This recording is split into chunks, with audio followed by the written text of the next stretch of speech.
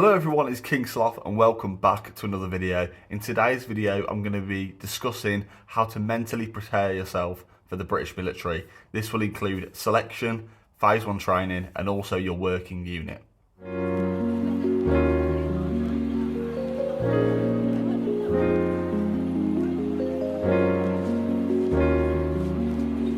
For those who don't know me, I'm King Sloth. I do YouTube, I do daily video logs where I cover topics such as this. I also do reaction videos where I react to other people's militaries as well as military content from around the UK. But let's get into how to mentally prepare yourself for training, for selection and for your working unit. For selection, the best thing I'd recommend for you to mentally prepare yourself for is revise as much as possible. This will include your regimental history, the job you're going into. A massive thing that people seem to mess up on, like without mentally preparing it, is not revising where you're actually going to be for your next set of training. Because some people just don't. They think, well, I'm just going to do my selection, I'm going to pass. That's all they think about. But you also need to mentally prepare yourself for the situation where you don't pass, because that is a really, really hard thing for people to deal with. Because they would have been training for as long as possible, got to selection thinking they're going to pass, and then fail on something and they have to come back at a later date.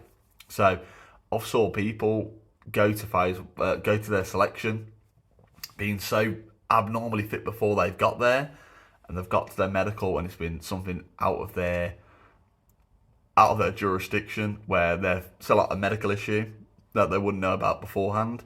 They've got to the selection, they've had the medical treatment, medical screening, and they've actually been told, no, you can't be part of the military. And it is a really, really hard thing. And people like my friend, Mr. Sheepy, I'll give that now, I won't give his official name. But he went there, selection, and he can't do it because he had a injury with his bladder, or injury with his bladder and injury with his heart. So even though it doesn't affect him day-to-day life, it's something that could affect him in the military. So he had to get his head around that he couldn't be part of the military, and that is a really hard thing, especially when you train for it. So yeah, be mentally prepared for that. Another thing regarding selection, you need to mentally psych yourself up. You need to get hype, is the best way to explain it. For your fitness tests, you want to be doing the best you physically can. So to prep for that, you need to be physically ready as it is, but also when you've got that level of hype and your adrenaline dump, you need to be ready to beat your previous time and previous scores and get the best possible outcome for your British military selection. To mentally prepare for phase 1, this is where most people seem to struggle. And I always give this one bit of advice to people: just switch off. Just switch off any emotion that you have. You're there to do a job. Just get through the training and just get it done. The staff there, yes, they will shout at you. That's what happens. It's British military life. What do you expect? Like, I was expecting a lot of screaming, shouting, swearing, aggression. In my head, I'd made out that this is going to be this worst case scenario. It's going to be a horrible time. It's going to be cold, wet, going to be freezing, going to be getting screamed at for doing the littlest things wrong. But once you mentally prepare yourself for that and work out, like, okay, it's going to be bad, you just accept it. But you got to realise you're in phase 1 for a job. You're in phase 1. Once you finish that, you go to your next set of training, which isn't as bad normally, and then you go to your working unit, which isn't as aggressive or as full on as like phase 1 training. It's not as constantly getting screamed at. It's one of those situations where you just got to get through. You try to grizz through it and mentally psych yourself up. Think it's just 14 weeks. Just get it done. Just get it done. Another thing regarding phase 1 training is actually the training staff. Their job there is to break down people's habits, break down people in general, and build them back up again into a soldier.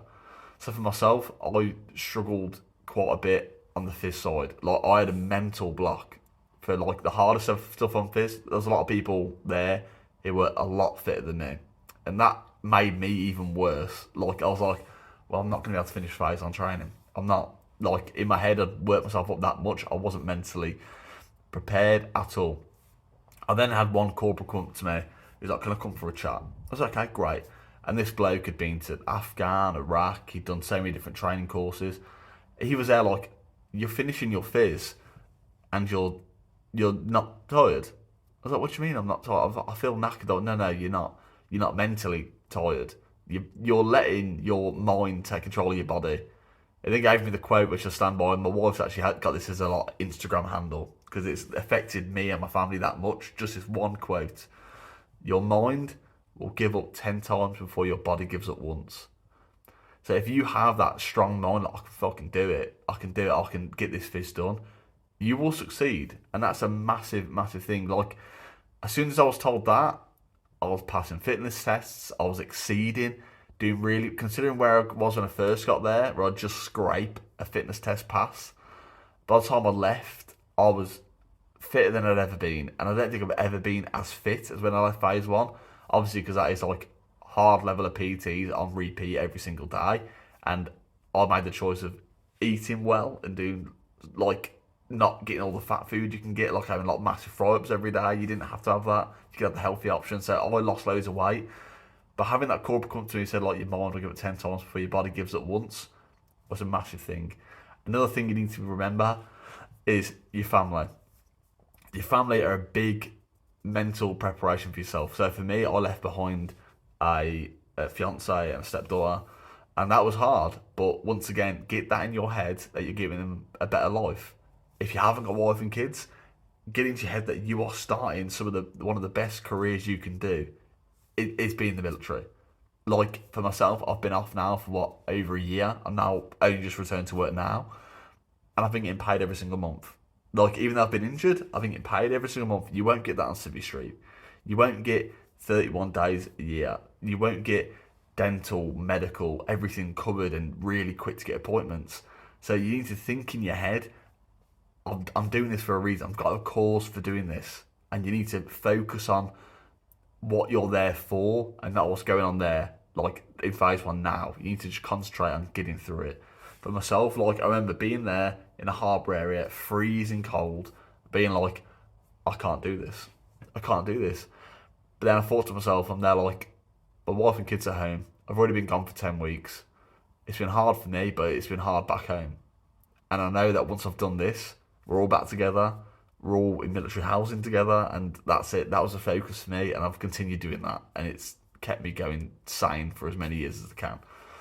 For mentally preparing for the working unit, it's get ready to meet a group of people who have been there for years and years and years. And you might think you know a lot, but these people have working experience of things. So like for me, when it came to me working on my kit, I was there like, well, I've done this little course here, so I know how to work it this way. When you're in working unit, things don't work the way they do on courses. So you need to mentally prepare yourself to listen to so many different people, take their experiences on board, and just listen. Listen and learn is the best thing I can say to people in working unit. Another thing, if you are mentally struggling, don't leave it.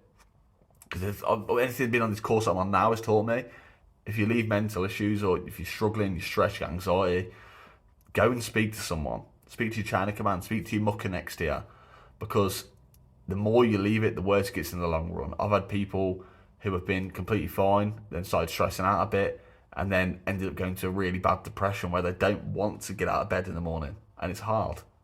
But speaking up is a massive thing, and you're strong for doing it. You're strong for speaking up and going to like the med centre, going to a padre, going to so many different people, and a lot of them have signposting. So signposting would be like, okay, well, there's a military charity here which you can speak to. I've myself have spoke to Samaritans many times, spoken to Royal British Legion many times, Help for Heroes many times, Relate Counselling many times. Just because you need help doesn't mean that you're broken. Doesn't mean that you're the fucking bad guy because you ask for help. Like, a lot of times, people you work with will be fully understanding. And that's something you need to remember. You're not a failure for asking for help. So, phase one, lock in. You're training, you lock in. And at unit, take on board the memories, the experience of all the people around you. And if you do need help, make sure to reach out. If you are struggling with mental health, you can message me. I've done so many different mental health courses now. And I think I'm very good at listening and advising and signposting where I can. But it has been King Sloth. Hope you enjoyed the video. Make sure to leave a like, a comment, subscribe, and I'll see you all for the next episode of this. Peace.